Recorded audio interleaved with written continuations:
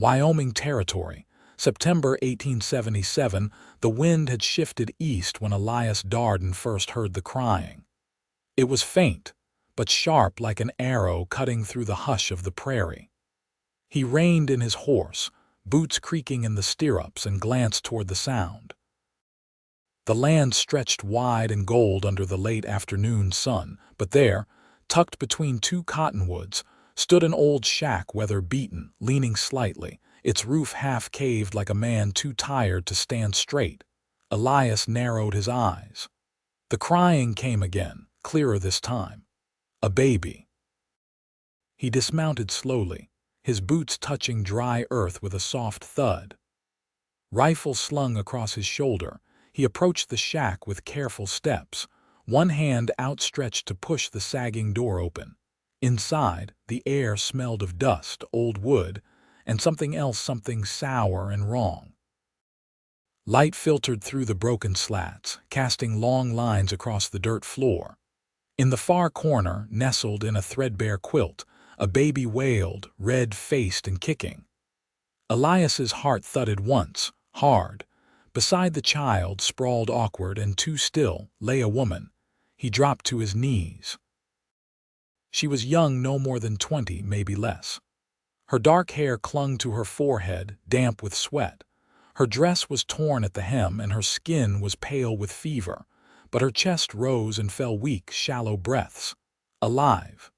"Ma'am," Elias said, his voice low, steady. "Can you hear me?" Her eyelids fluttered. She tried to sit up, winced, and fell back. "I need to get you and the baby out of here," he said. "Can you tell me your name?" She blinked slowly, her lips parting. "Olive," she whispered. "Olive Renshaw." "All right, Olive, I'm Elias Darden. I'm going to help you. You have my word." He gathered the crying baby, careful with the tiny limbs and hot skin. The child was burning up. Olive tried to speak again, but only managed a dry rasp. Elias moved fast. He wrapped the baby in his coat and hoisted Olive into his arms. She was light, too light. Her head fell against his shoulder as he carried them both outside. His horse, dusty, snorted and shifted nervously. Elias secured the baby first in a sling across his chest, then helped Olive up into the saddle in front of him. She sagged against him, half-conscious. He wrapped one arm around her waist and took the reins with the other. They rode east toward the nearest town, Sweetwater, nearly 10 miles off. The sun was low now, brushing the horizon with fire. Elias kept his jaw tight, his eyes on the trail, urging Dusty into a steady lope. "Stay with me, Olive," he murmured once, when her head lolled too much to the side. She made a sound, maybe his name, maybe not. By the time the first lights of Sweetwater flickered into view, the baby had quieted, worn out from crying, and Olive's breathing had grown more labored. Elias did not stop until he reached the small clinic near the church. "Doc," he shouted, dismounting with Olive in his arms. "Doc, I need you now." Dr. Alton, an older man with sharp eyes and a steady hand, met them at the door. "What happened?" "Found her in a shack west of here. Fever. Baby's burning up too." The doctor nodded and stepped aside. "Bring them in." Elias paced outside for what felt like hours. The sky had darkened fully and the air turned sharp with autumn chill. He sat on the stoop, elbows on his knees, staring at the dirt road like it would give him answers. Finally, the door opened. Dr. Alton stepped out, wiping his hands on a cloth. "She's stable. Dehydrated, weak, but she'll pull through. The baby boy, by the way, had a fever from hunger and heat. Nothing a few days of care won't fix." Elias let out a breath and stood. "Can I see them?" The doctor nodded. Quietly. Inside, Olive lay on a clean cot, her face pale but peaceful. The baby was in a cradle beside her, sleeping. Elias approached slowly. She opened her eyes. "You stayed," she said, her voice still hoarse. "Of course I did." She looked at him a long moment, like she was trying to place him in a world that kept shifting beneath her feet. "I did not think anyone would come." "I was just passing by," he said. "Heard the baby crying." Olive's eyes filled with tears. She closed them quickly. "I was not running," she said after a moment. "I was hiding. My husband died 2 months back. Fever took him fast. There was no one left to help. I thought I could make it out to my sister's in Riverton, but I collapsed out there. The baby, his name is Noah," he kept crying. "I could not move anymore." "You do not have to explain," Elias said gently. She looked at him again. "Thank you," he nodded, stepped back and turned to go. "Elias," she said. He paused at the door. "You said you would help." "I did. Will you stay just until I can stand again?" He met her gaze. "Long as you need." And he meant it. Over the next few days, Elias became a fixture at the clinic. He brought food, fresh water, and helped clean the place when the nurse was not around. He held Noah while Olive slept and sat beside her when the fever came back for a night, wiping her brow with a cool cloth. They talked little at first, but then came the small things. "He has your eyes," Elias said one morning, watching Noah grasp at his finger. "His father's," Olive said softly. "But his nose, maybe mine." Elias smiled just a bit. That night she asked him, "Why were you alone out there?" "I was headed to Fort Laramie," he said. "My brother's ranch needs help, but I was not in a hurry. I like the quiet. Been riding out west since the war ended." "You fought," he nodded. She looked at him differently then, not with fear but with a kind of understanding. "I lost my father to that war," she said. "I am sorry." "We all lost someone," Olive whispered. By the end of the week, she was strong enough to sit up. Elias found her outside the clinic, wrapped in a shawl, Noah asleep in her arms. "You should go," she said, not looking at him. "I will," he said. "But not yet." She looked up and their eyes met. "You saved us," she said. "I just happened to be riding by, still." They stood in silence, the kind that held more than words could fill. After a moment, Elias stepped closer. "Do you know what you will do now?" She shook her head. "I do not have much left, but I want to make something for Noah. A place. A life." He hesitated, then said, "Maybe I could help with that." She looked at him, her eyes uncertain but soft. "Why?" "Because I want to," he said simply. "Because I like the way you look at him. Because when I found you, I felt something shift in me." Olive stared at him. "You barely know me." "I know enough." She did not answer right away, but when she did, it was with a whisper. "Then stay. A little longer." The leaves had just begun to turn when Olive stepped out of the clinic for the first time without leaning on the doorframe. The trees lining the narrow path into Sweetwater's center were shedding their summer green for a rusted gold, and the breeze carried the dry, sweet scent of hay from the nearby fields.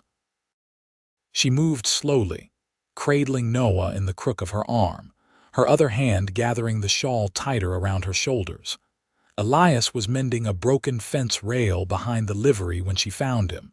Sleeves rolled past his elbows, shirt damp at the back from effort. He looked up when she approached but didn't stop working. The hammer rose and fell in a steady rhythm. "I'm looking to earn," she said without preamble. "I'm not a burden." He kept his eyes on the rail as he spoke. "Didn't say you were. I'd like to cook for the boarding house. Mrs. Wilkes lost her help last spring, and I heard her mention it to the preacher's wife." She shifted Noah slightly. "He's old enough now to nap a few hours at a time. I can do more than sit." Elias nodded once, finally setting the hammer aside. "If that's what you want, you should ask her."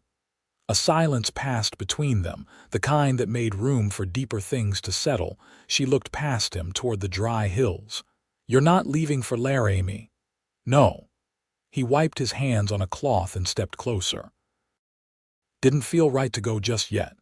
Noah stirred, a small grunt escaping him before he nestled back into sleep against Olive's chest. "I don't expect anything from you," she said. "You've done plenty." "I know." He watched her, his eyes steady, "but I'm still here." She didn't answer right away. Then softly she said, "I used to think if I stayed still too long, the world would forget I was in it. Elias looked down at the dirt between them, then back up. "I see you." That night, she knocked lightly on the door to his rented room above the Sadlers. He opened it with his shirt sleeves rolled again, his hair damp from washing. Olive held a wrapped parcel. "Biscuits," she said. "They're not like my mother's, but I didn't burn them." He stepped aside to let her in, and she set the bundle on the small table by the window. "You didn't have to bring me anything." "I know." She sat in the worn chair nearest the stove, Noah asleep in the woven basket by her feet, but it felt good to make something useful again. Elias opened the parcel and broke one in half. Steam curled up from the soft center. He took a bite and nodded. "They're better than fine." She gave a small smile, then looked toward the window where the street lamps flickered faintly below. "I've been thinking about the land east of the creek," she said. "There's a homestead cabin out that way. Empty. Belonged to a man who never came back from Montana. I know the one. Roof still solid last I saw. I was wondering if I could fix it up, maybe raise a few chickens, plant some greens in the spring." Elias leaned his hip against the table. "You do all that alone, I'd have Noah." She glanced down. "And I've done hard things before." He looked at her a long moment, then said, "I could help. If you'd want that. I don't expect you to. I'm not offering out of pity." "I didn't think you were. I just want to build something that lasts," he said, voice low. "Maybe that's a fence line, maybe it's more." She folded her hands in her lap. "I'm not ready to promise anything yet." "I'm not asking for promises," he said. "Just a place to stand beside you." That night they sat quiet in the dim room, Noah breathing soft and even in his sleep. Elias poured her a cup of coffee from the kettle on the stove, and she took it without a word, their hands brushing briefly. It wasn't a grand moment, but it was steady. Real. In the days that followed, they rode out to the old cabin together. Elias brought tools, and Olive swept out years of dust with a borrowed broom. They patched the worst of the roof with leftover shingles from the church repairs, and he fashioned a cradle from cherrywood scraps. She boiled soap over the fire and scrubbed the floorboards until they showed their grain again. One afternoon, as the sun dipped low, Olive sat on the cabin's new porch steps, sleeves rolled up, skirt pinned to her knees, Noah asleep in the basket beside her. Elias knelt nearby, setting the last stone into the fire pit they'd built together. "You ever think about what comes next?" she asked. He wiped his hands on a rag, then looked out over the field. "Some, not much before now. And now, I think about this place. You."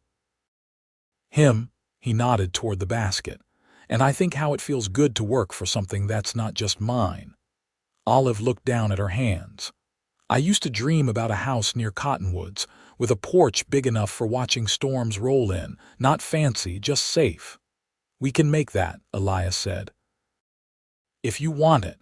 She turned to face him fully. "I do."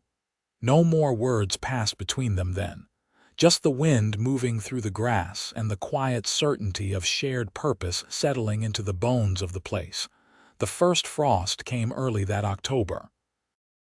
Olive woke to a fine layer of white on the cabin's windowsill, the glass breathing steam against the warmth inside. She pulled the quilt tighter around her shoulders and rose carefully, mindful not to disturb Noah, who was nestled beside the hearth in his cradle of woven rushes and pine. Elias had already been out before dawn. She found his coat gone from the peg and his boots missing from beside the door. A shallow basin of water still steamed faintly on the washstand, and two lengths of rabbit stretched taut on the drying rack near the back wall. He never said much when he left early, just pressed a hand to the small of her back and brushed his knuckles once across Noah's cheek before slipping out into the dark. By mid-morning, she had dough rising on the hearthstone and a kettle of beans simmering low. She'd started saving bacon drippings in a tin for flavor, and the smell filled the cabin now, rich and warm. She was chopping turnip greens when hoofbeats approached from the south trail. She stepped outside, wiping her hands on her apron, and saw Elias dismounting with a small sack tied to his saddle horn. "Traded pelts at the dry creek post," he said, lifting the bag. "Picked up flour, a bolt of muslin, and a tin whistle." Her brow lifted. "A whistle for him." He nodded toward the cabin.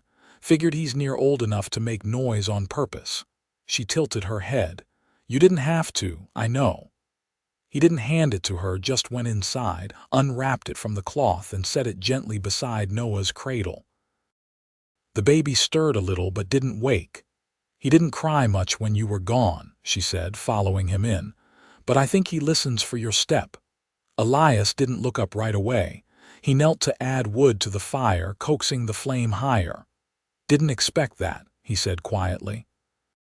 She moved to the chair near the window and sat, hands folded in her lap. "He knows who's good to him." Elias stood, brushing ash from his fingers.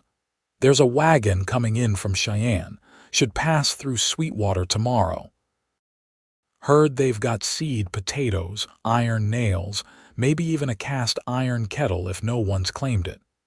"We could use all of that," she said, "but we've only got $3 between us.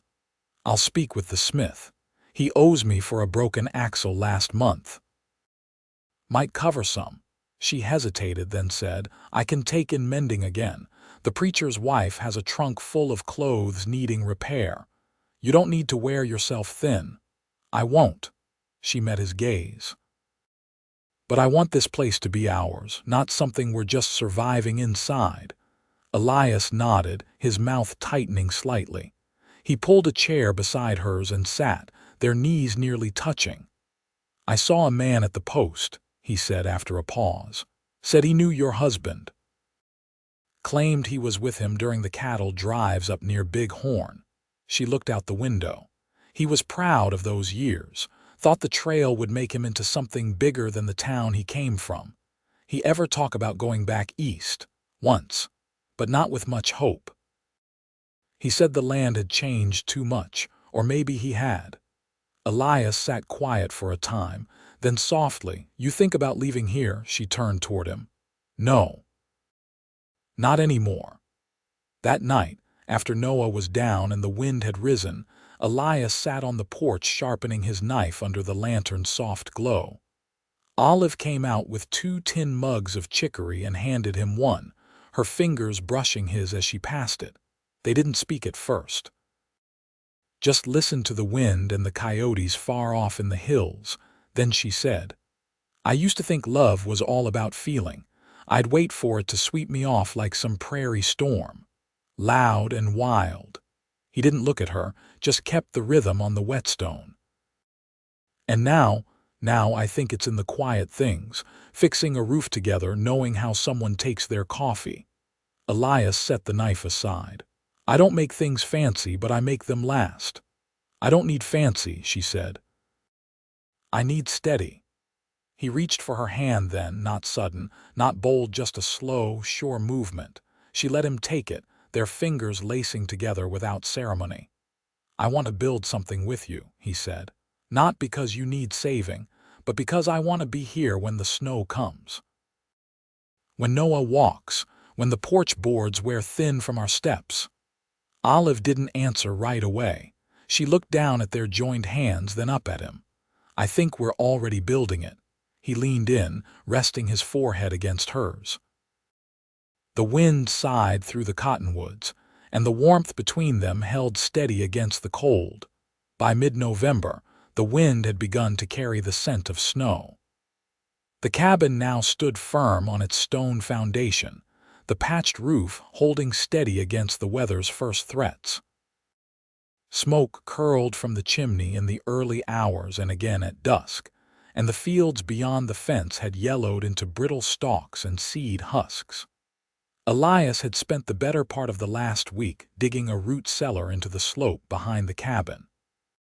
He worked shirtless in the cold some mornings, his breath coming in fogged gusts as he shoveled, and when Olive came down with a jar of warmed cider, She found him crouched in the half-dug pit, his hands raw and caked in frozen dirt.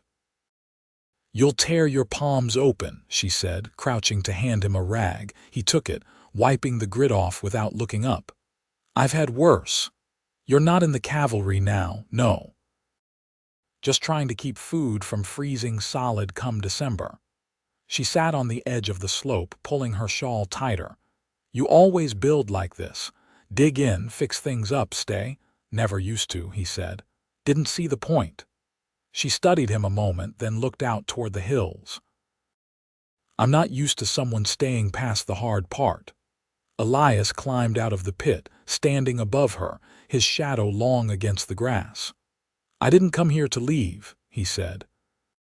"You believe that yet?" "I'm trying to." That night they sat near the fire, Olive unraveling an old sweater to re-knit into mittens for Noah.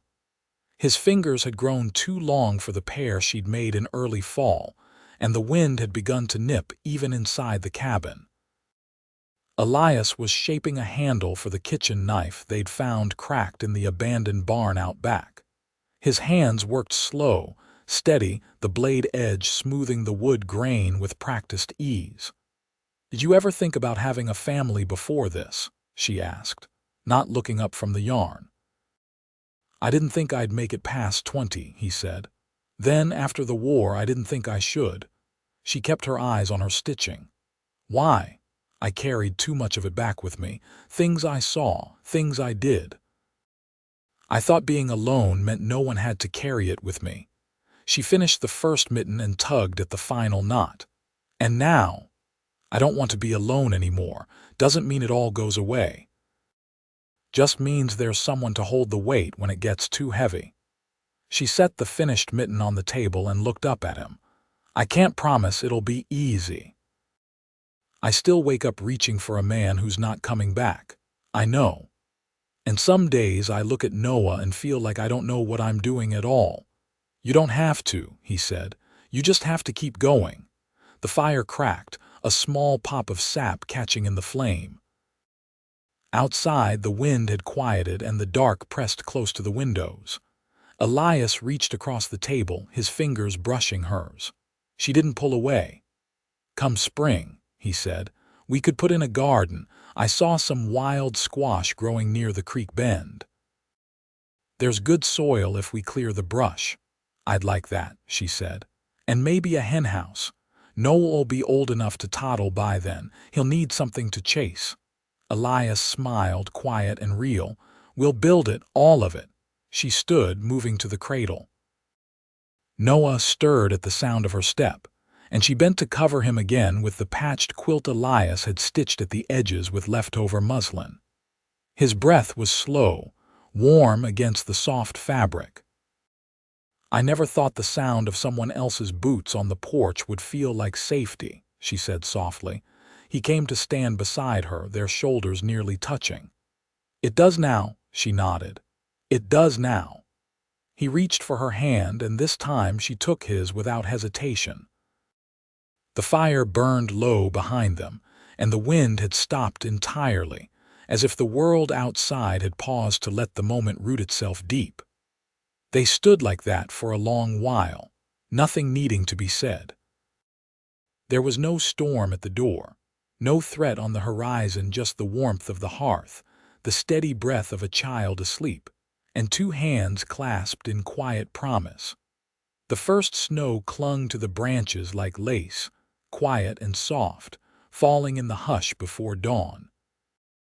Olive watched it from the cabin's single front window, a shawl drawn over her shoulders and her breath fogging the glass as she leaned close.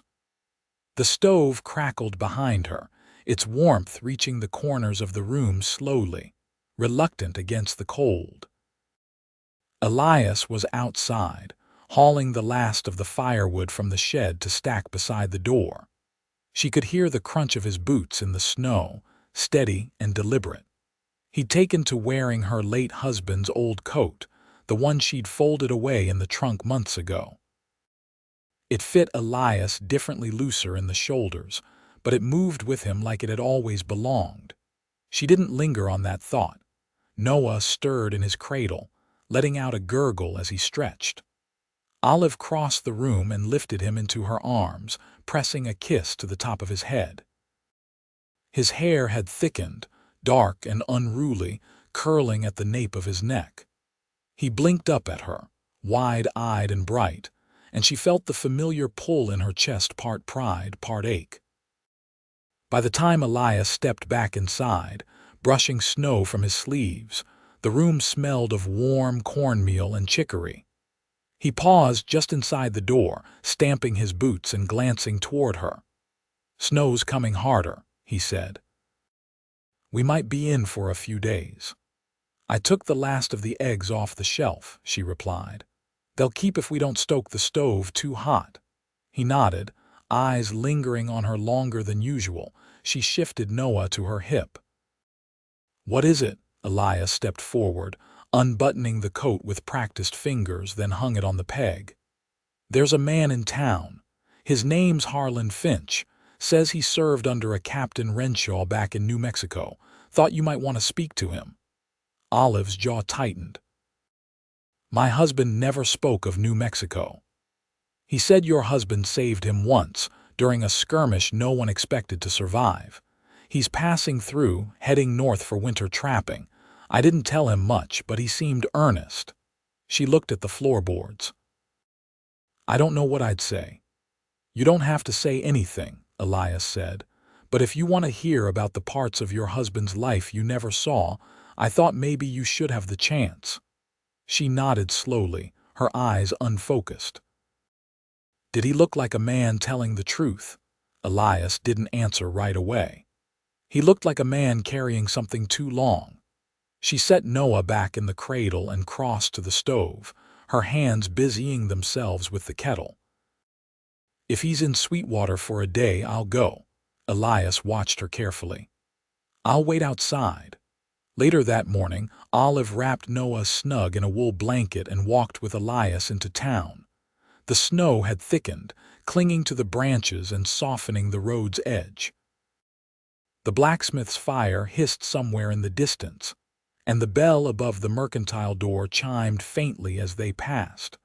Harlan Finch stood under the awning of the post office, hunched against the wind. His beard was thick with gray, and his eyes were pale and unblinking, like someone who'd seen more sky than faces. When he saw Olive, he straightened. She stopped a few feet from him. "You knew a Sa?" "I did," Harlan said, voice rough from pipe smoke or age. "He caught shrapnel near Fort Craig." "I was there. He kept me from bleeding out, gave me his water." Olive's breath snagged. "He never told me." Harlan's gaze softened. "He wrote letters, said he didn't want to bring the war home to you." She looked down at Noah, then back up. "Thank you. I wanted you to know he was brave," Harlan said, "and kind." "I did know that," she said, "but it's good to hear it from someone else." He tipped his hat, turned, and disappeared into the falling snow. That night, Olive stood at the sink rinsing the last of the dishes while Elias carved a wooden spoon by the hearth. She turned, drying her hands on her apron. "I didn't expect hearing about a Sa would feel like closing a door," she said. Elias looked up, waiting. "But it did," she continued. "And I think it's time I stop looking backward." He set the spoon down. "I've wondered," he said slowly, "whether you stayed because of me or because you had nowhere else to go." "I stayed because I wanted to," she said. "And I want to keep staying." He crossed the room, stopping just in front of her. "I've been thinking about what it would mean to call this place home, not just for now. I was going to wait, but I'm not much for waiting." She raised her chin. "What are you saying?" "I want to marry you, Olive." Her breath caught. "You do?" "I don't know what kind of husband I'd make. I've never been anyone's," he said. "But I'd try. I try every day." She looked toward the cradle, then back at him. "I do know what kind of wife I want to be. Not perfect, but steady." He reached for her hand. "We've built this place from nothing. If we can do that, we can do the rest." She squeezed his fingers. "Yes," she said. "Yes, I'll marry you." They stood in the stillness, the wood stove humming low, the wind quiet outside. Then she leaned into him, and he kissed her gently, like something sacred had been handed between them. They were married 2 weeks later by the preacher in Sweetwater, with Mrs. Wilkes holding Noah and the blacksmith's wife offering her Sunday best for Olive to wear. The snow held off long enough for them to ride home as husband and wife, the cabin waiting with its smoke rising and the shutters creaking in the wind. Inside, they set down their coats and lit the lamps. Elias took Noah from Olive's arms and held him close, then kissed his wife's temple, her cheek, her lips. She leaned her head against his chest. "We built this," she said, "and we'll keep building," he said, "together." Years passed. The garden grew tall with beans and squash, and the henhouse filled with clucking warmth each spring. Olive taught Noah to read under the cottonwoods, and Elias built a second room onto the cabin before the boy turned 5. They never had much more than what they needed, but they never lacked. Each morning, Elias rose first, stoked the fire, and kissed Olive's forehead before she opened her eyes. Each night, she tucked her hand into his beneath the quilts, their fingers still laced as sleep took them. They didn't speak often of the past, not because it hurt, but because the future they'd made was louder, fuller, and it kept calling them forward. Always together.